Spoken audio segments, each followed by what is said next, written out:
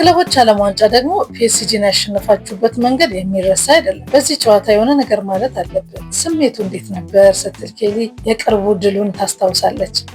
እሱ ሌላ የፍጻሜ ጨዋታ ነው። እውነት ለመናገር ጨዋታውን እንደምናሸንፍ እናውቅ ነበር። በሜዳ ላይ ያሰብነውን ነገር ለዓለም አሳይተናል ሲል ቀድሞ እንደተዘጋጁበት ያስረዳል። አሁንም እሱን ጨዋታ ትመለከተዋለህ በማለት ኬሊ ላነሳችው ጥያቄ ጀምስ ሲመልስ እንደገና ስታዩ ደስ የሚል ስሜትን ይፈጥራል። የፒኤስጂ ቡድን ሁሉም ጥሩ ናቸው፣ ነገር ግን በፍጻሜው በእኛ ተሸንፈዋል። ጨዋታውን ስመለከተው ሁሌም ያስደስተኛል በማለት ሬሲ ጀምስ ይመልሳል።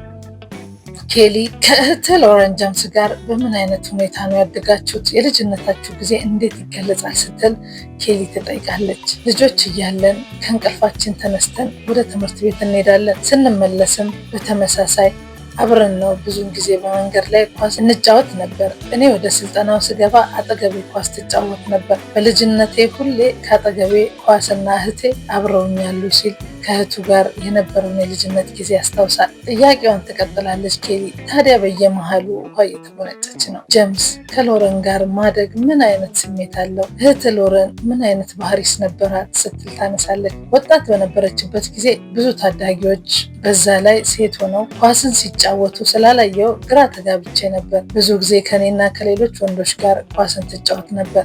እናም በሚገርም ሁኔታ ከብዙ ወንዶች የተሻለ እንቅስቃሴ ታሳይ ነበር። አሁን አስደናቂ ጊዜያትን እያሳለፈች ትገኛለች በማለት ስለ እህቱ ብቃት ያብራራል። ኬሊ ቀጠል አድርጋ ሎረን ከአርሰናል የሴቶች ቡድን ጋር ስልጠናዎችን እንደወሰደች ከዛ ወደ ወንዶች የአርሰናል አካዳሚ እንደተቀላቀለች አንብቤያለሁ። እንደ ሴት ልጅ የተለየች መሆን እንደሌለባት ቤተሰቦቿ ይነግሯት እንደነበርም ስትናገር ሰምቻለሁ። ከአንተ ጋር መጫወቷ ተጽዕኖ ፈጥሮባት ይሆን ስትል ሎረን ጀምስን ሁኔታ ትጠይቋለች። አዎ ሁለታችንም አብረን ኳስ እንጫወት ነበር። ከኔ ጋር በመጫወቷ በቴክኒካል ችሎታዋ እና በአካል ብቃቷ ጠንካራ እንድትሆን አድርጓታል።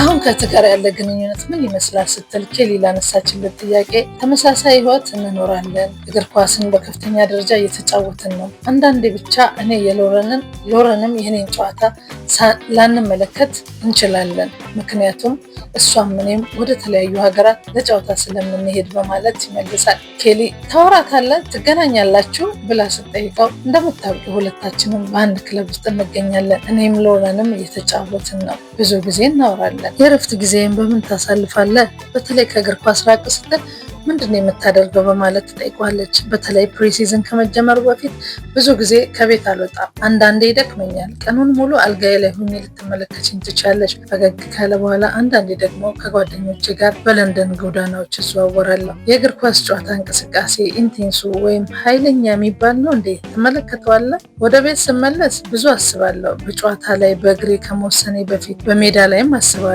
እሞክራለሁ።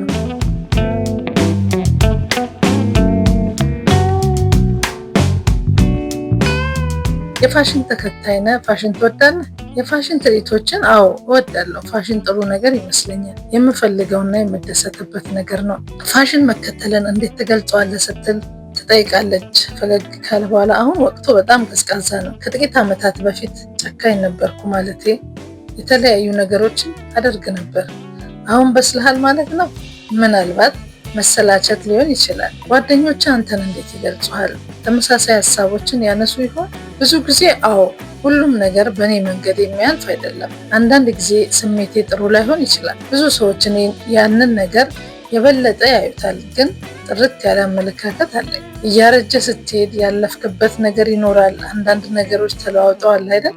አዎ፣ ብዙ ነገሮች ተለዋውጠዋል። ብዙ መሰናክሎች እና ብስጭቶች አጋጥመውኛል። አንዳንዴ ነገሮች የምታይበት መንገድ ብዙ ነገሮችን ይለውጣል። አምበል መሆንም የጠቀመህ አይመስልህም? አንተ በብዙ ነገር አልቀየረህም? ስትል ትጠይቃለች። አዎ በደንብ ጠቅሞኛል። እንደ ሰው እንዳድግ ረድቶኛል። ወጣት የሆኑ የቡድን አጋሮችን መርዳትና እንደ ተጫዋች ሰዎችን ማሻሻል እፈልጋለሁ።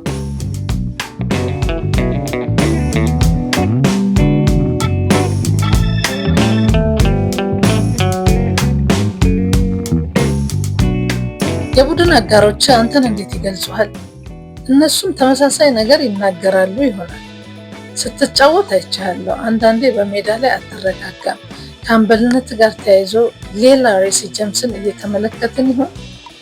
እርግጠኛ አይደለሁም። በሜዳ ላይ ሁሉም ነገር ይከሰታል ምንም ማለት አይደለም። ከሜዳ ውጭም ብዙ ነገር ይከሰታል። ኬሊ ስትጠይቅ ከሊዩስ ሃሚልተን ጋር ያለ ወዳጅነት ይለያል ይባላል። ቡድንህ ቼልሲ ዋንጫ ባነሳባቸው ጊዜያቶች በተደጋጋሚ እንኳን ደስ አለህ የሚል መልእክት ያስተላልፍልሃል። በግልጽ እንደሚታየው ከሚያውቅ ሰው የተላከ ነው። ከሱ ጋር ያለህ ግንኙነት እንዴት ይገለጻል? እስቲ ንገረኝ ስትል ከወዳጁ ሃሚልተን ጋር ያለውን ግንኙነት ትጠይቋለች። ከሱ ጋር በጣም ቅርብ ነን። ምናልባት ሉዊስ በዓለም ላይ ከሚገኙ ስፖርተኞች ምርጡ የፎርሙላ 1 ተወዳዳሪ ነው። ሁለታችንም በተለያዩ ስፖርቶች ላይ ብንጫወትም ግን ብዙ ተመሳሳይ የሆኑ ባህሪዎች አሉ። አስቸጋሪ መሰናክሎችን፣ ውጣ ውረዶችን በብቃት ይወጣቸዋል። በተቻለ መጠን ሊረዳኝ ይሞክራል፣ ምክንያቱም እሱ ለረጅም ዓመታት በስፖርቱ ላይ ስለቆየ እኔን በደንብ ያግዘኛል ሲል ስለ ወዳጁ ያብራራል። ግን እንዴት ተዋወቃችሁ? የሁለታችንም ጓደኛ በሆነ አንድ ሰው ከዛ ጊዜ ጀምሮ ልንገናኝ ችለናል። በጣም የምትኮራበት ነገር ምንድን ነው ስትል ኬሊ ትጠይቃለች። ጀምስም ሲመልስ በክለብ ቼልሲ ያሸነፍኳቸው ዋንጫዎች። በቼልሲ ቡድን ውስጥ የተለየ የምትለው ተጫዋች ማን አለ በማለት ኬሊ ላነሳችለት ጥያቄ ማንንም አልመርጥም፣ ሁሉም በቡድናችን ውስጥ ትልቅ ሚናን ይጫወታሉ ሲል ላለማበላለጥ ይሞክራል።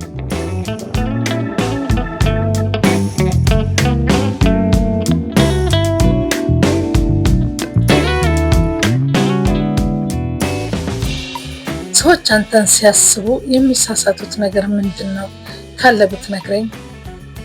እውነት ለመናገር አላውቅም። ብዙ ሰዎች ብዙ ነገር ይላሉ። ሁሉም ሰው የራሱ የሆነ አስተያየት አለ። የሰዎች ሀሳብ እኔን አያስቸግረኝም፣ አያስጨንቀኝም። እስካሁን ምንም ነገር አይቼ አላውቅም። ሲቀጥል ለማንኛውም ነገር ትኩረት አልሰጥም በማለት ሰዎች ስለሱ ምንም ቢሉ እንደማይጨነቅ ያስረዳል።